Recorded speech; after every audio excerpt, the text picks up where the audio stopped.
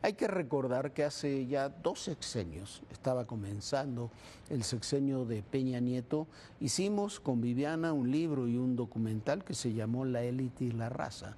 Han pasado de aquello 13 años, fue en diciembre del 2012 cuando publicamos aquel libro y aquel documental, pero la premisa de aquella investigación sigue estando absolutamente presente, acrecentada por los errores cometidos por los distintos gobiernos y que se siguen cometiendo en la educación pública del país, por las políticas que se siguen, que en lugar de fortalecer la educación pública, la radicalizan, la debilitan y paradójicamente arrojan a cada vez más familias a las escuelas privadas, aunque sean de mala calidad, pero por lo menos hay clases.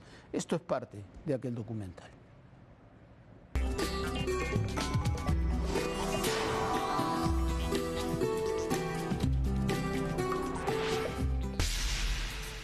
Esta es la galaxia México. Aquí es donde vivimos, donde crecen nuestros hijos y nuestros nietos, el lugar donde disfrutamos y sufrimos. Esa es la galaxia que queremos cambiar. Pero a veces un universo se transforma en una sola calle. Una calle que hay que decidir cruzar para poder transformar toda una realidad.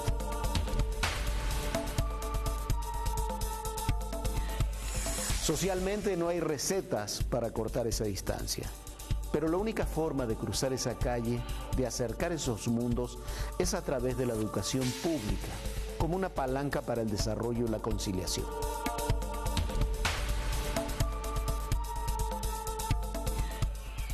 El modelo educativo actual garantiza extensión, pero no profundidad o calidad, y ha dejado de ser un factor de movilidad social.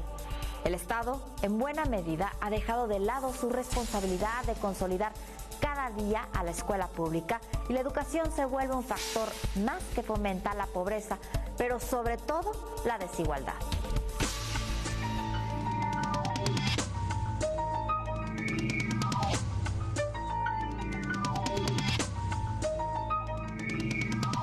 La creciente privatización de la educación no garantiza una mejor calidad educativa, pero sí la hace cada vez más elitista. Existe una tendencia legítima pero equivocada de canalizar cada vez mayores esfuerzos hacia la educación privada, de acercar a los niños y a los jóvenes a la escuela privada y no a la pública.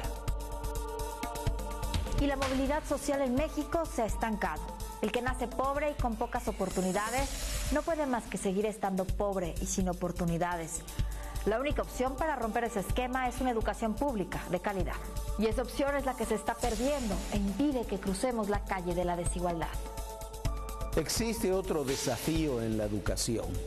Es la ideologización de la pobreza y junto con ella de la propia educación.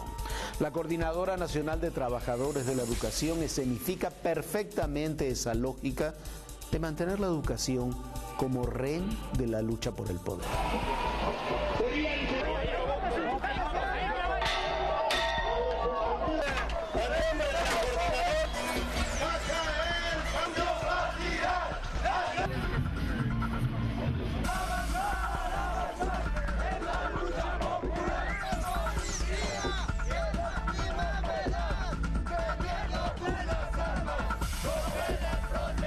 ¿Qué impulsará más a una familia a enviar a sus hijos a una escuela privada que el hecho de que los niños encuentren una y otra vez la escuela pública cerrada y a sus maestros en la calle? El ausentismo de los maestros en las aulas es lo peor que le pueden hacer a los niños. Ellos dicen defender el artículo 3 constitucional que habla de una educación pública, laica, gratuita, etcétera, etcétera, pero son los que más han provocado el surgimiento en Michoacán, no se diga en la capital del estado, de escuelas particulares y que luego muchas de ellas son escuelas patitos. En el camino se olvida que el verdadero reto para el futuro de México no pasa por un sindicato, sino por contar con un sistema de educación pública que evite la elitización y la privatización de la educación en México y que por eso mismo, aminore, disminuya la desigualdad. Una desigualdad que es el mayor desafío social que tenemos en nuestro país, mayor que la pobreza en sí. ¿Es una cuestión de élites o raza? ¿Es una cuestión de élites o raza?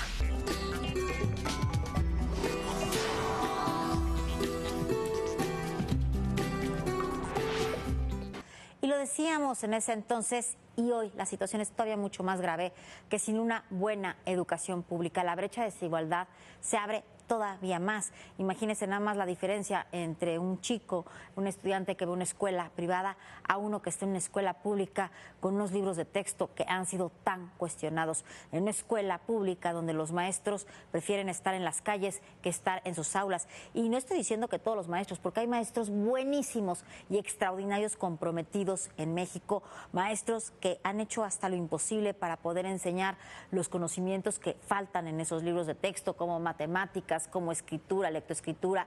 Bueno, han hecho una gran labor. Pero bueno, se necesita hacer mucho más. ¿Por qué?